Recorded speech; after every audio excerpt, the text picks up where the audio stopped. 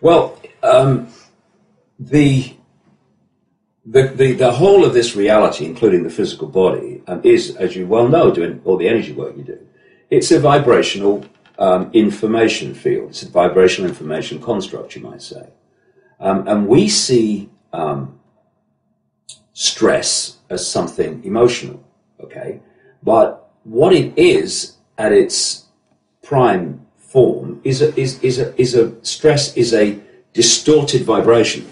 So as we feel stress, it sends a distorted vibrational resonance through the blueprint of the body's vibrational field, and it distorts it.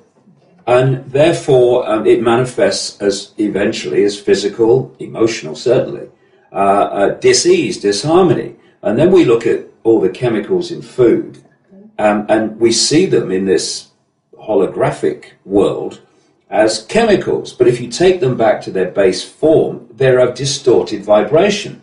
So when we take pharmaceutical drugs, what we're actually doing is taking a distorted vibrational field. Same with additives in food, aspartame and fluoride in the water.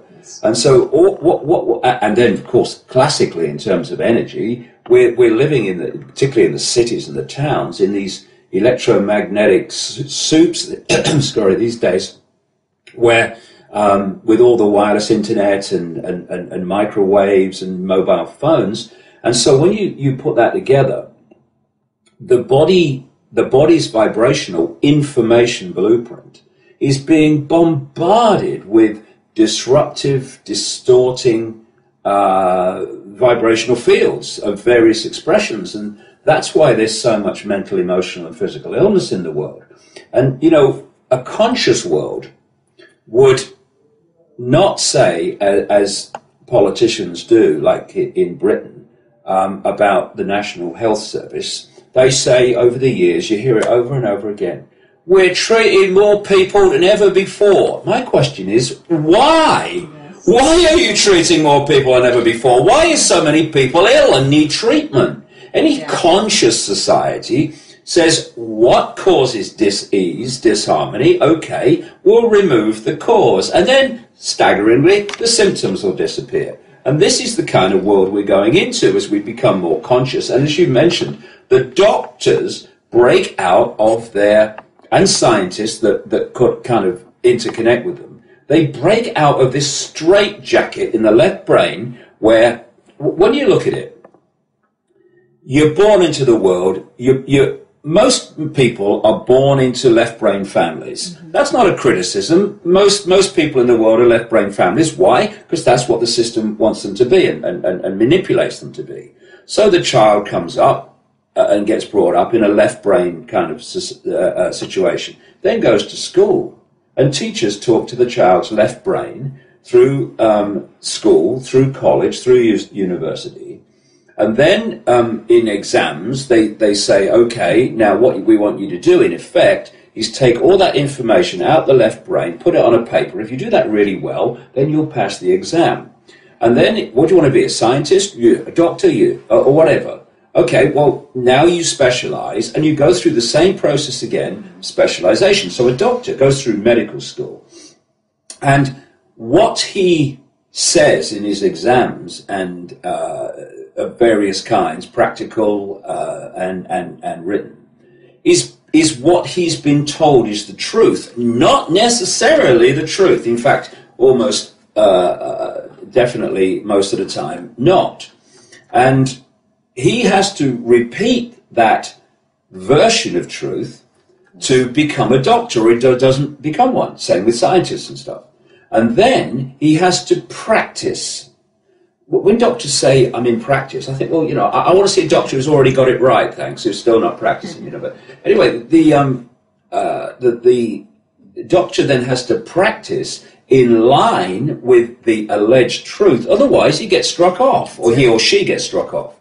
And therefore, what you've got in all these fundamental institutions that dictate our society and what we should believe is possible, impossible, real and not real, are all virtually left brain prisoners. And so this is where the resistance comes from doctors and mainstream scientists to moving into another view of reality.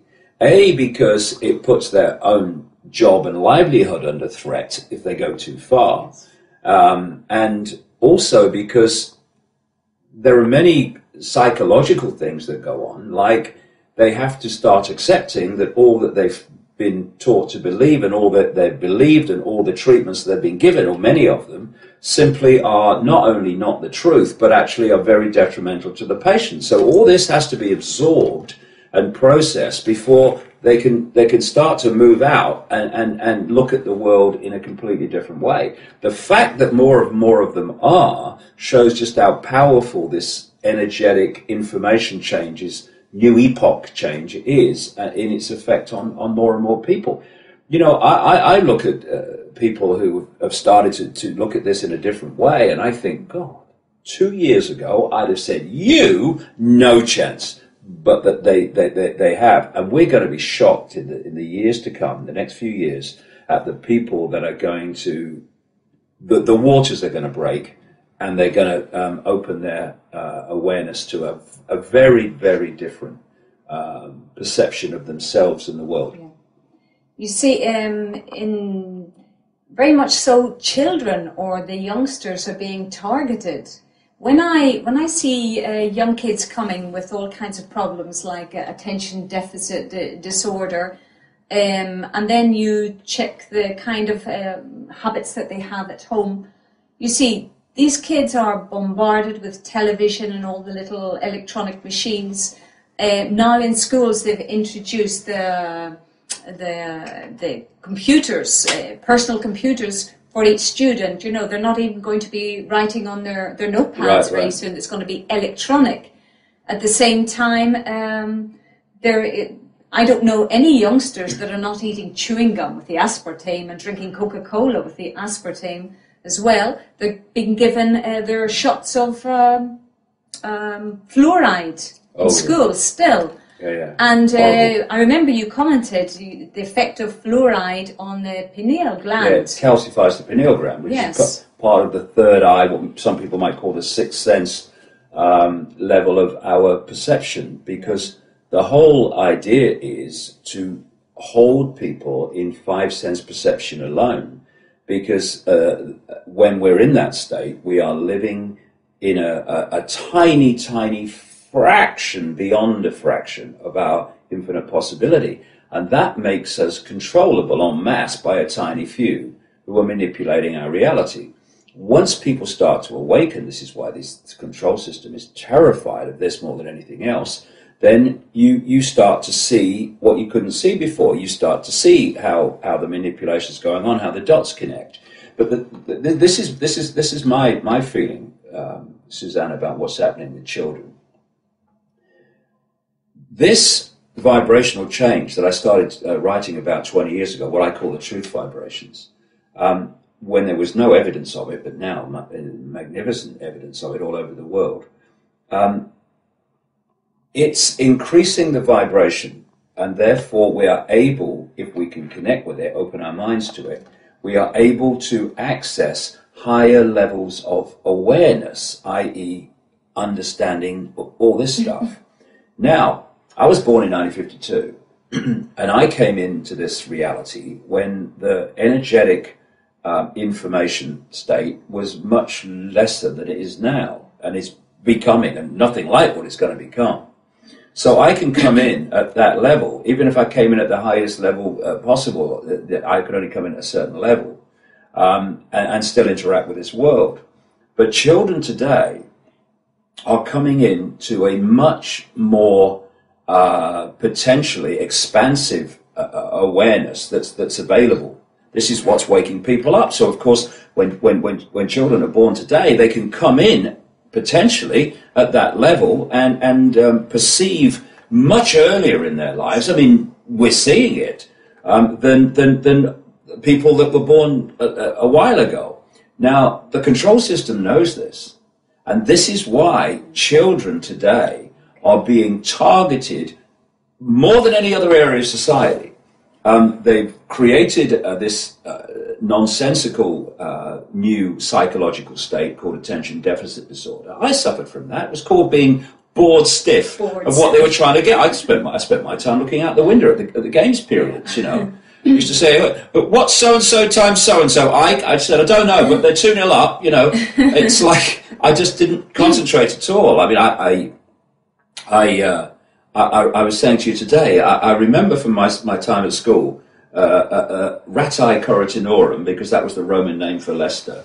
And I remember one thing from my French lessons, which is, what's the time? Quelle heure a-t-il? And that's pretty much the lasting memory of my entire period at school. Thank you, God. But now they are targeting children more fiercely through the education system, more and more suppression, and these food additives, which when they rewire the brain and the chemical structure of the body, manifest in behavioral changes, and those behavioral changes are exactly the same symptoms as attention deficit disorder. So they're drugging the kids through chemicals, if you like, in the food, and then they're saying, oh, they've got a psychological problem, here's some Ritalin. And of course all this was talked about in Aldous Huxley's book Brave New World, published in 1932, because he had access to where the agenda was going through things like the Fabian Society. And so children are now being targeted more than ever before to suppress this potential they have to start to awaken to much higher levels of awareness much earlier in life than they are, you know, those of us who came in a few decades ago. It's all systematic, it's all coldly calculated. But there's a thing here.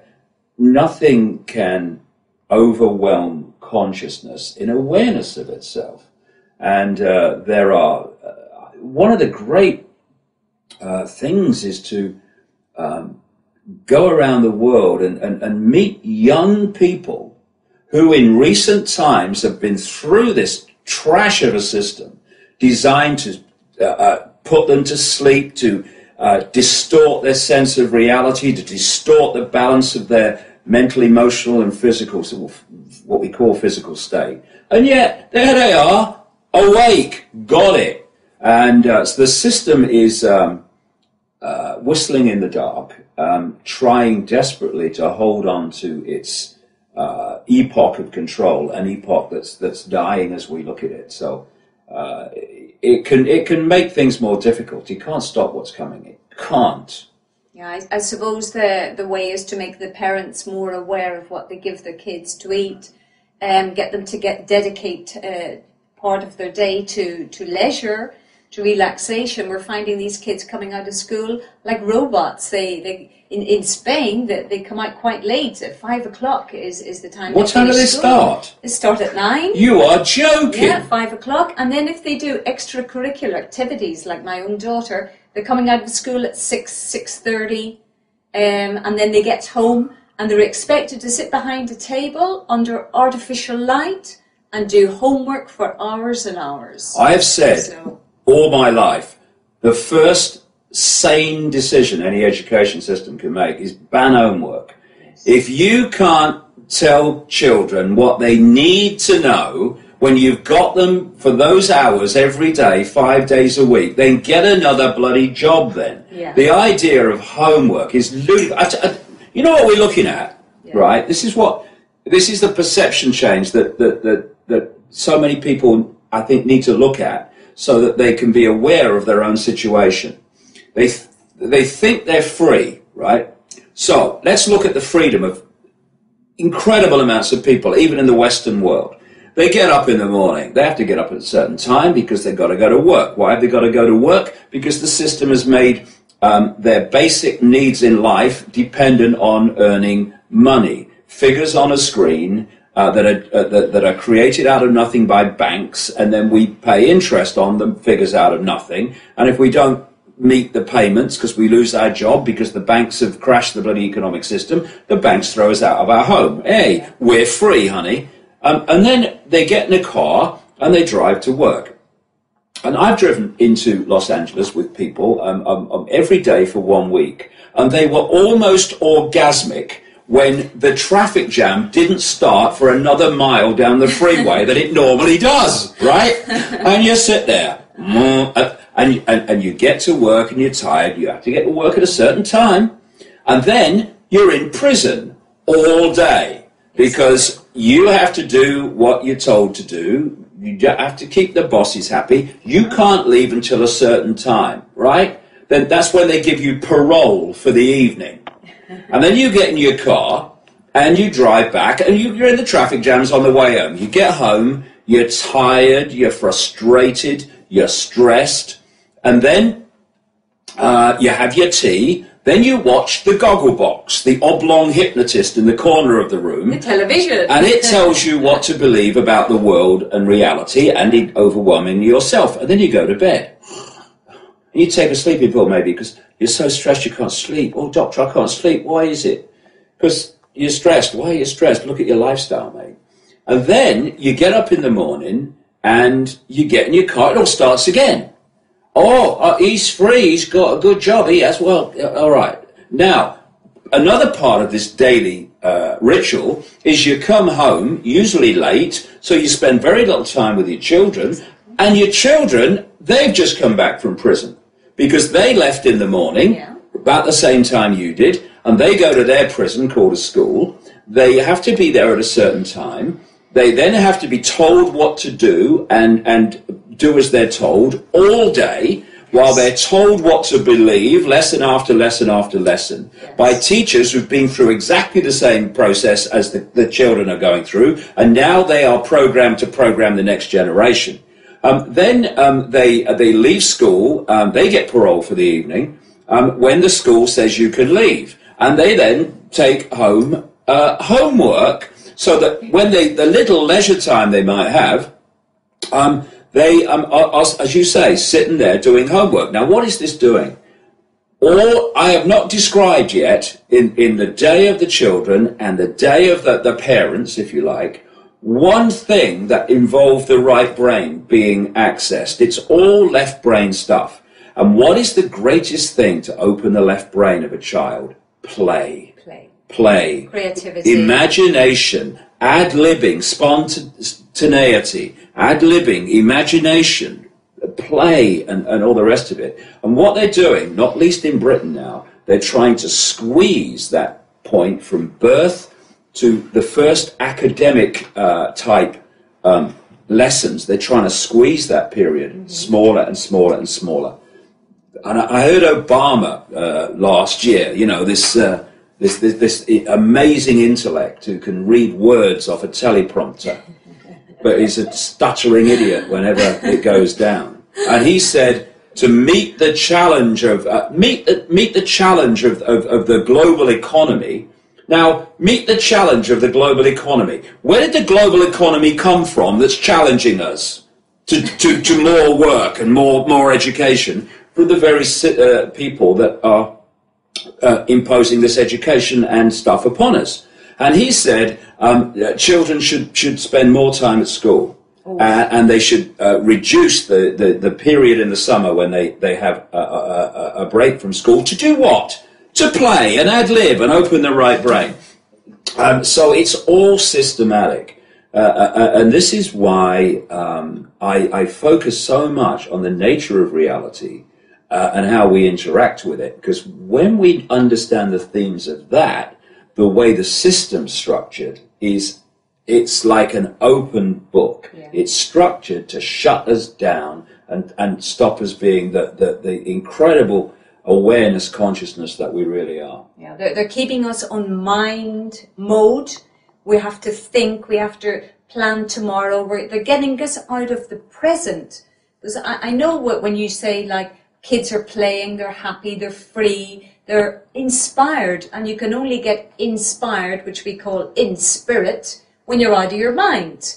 So when do these kids actually have time to play and be free? Because we know that we're tired as parents when we arrive home, the kids are tired, and that's just exactly. Who wants to do homework at 6 or 7 o'clock in the evening, you know, and the kids get cranky, and then that upsets mum and dad, and then it's just creating conflict in the family. Okay. So then all hell gets loose, yeah? So, kids, don't do homework. Nothing. Okay? No homework. No Forget homework. Okay, let's have a revolution. No homework. If you can't tell us what you say we need to know, I don't necessarily agree with you, in fact I don't, between like, what did you say in Spain, 9 o'clock till 5 o'clock? 9 o'clock to 5, minimum. And then homework? And at the weekends as well. Homework at the weekends. The thing is, what are we looking at? It's not, I'm going from home to school, is it? No. It's every now and again, I'm going from school to home. That's the relationship. No more homework. Tell them to stick it. Come on, revolution. Good bloody God. I mean, crikey, we're trying to bring our children up to be the full magnitude of who they are. And every day we say, goodbye, darling, and they go off to be suppressed in terms of the magnitude of who they are. Come on. We've had enough of this. I have. Yeah.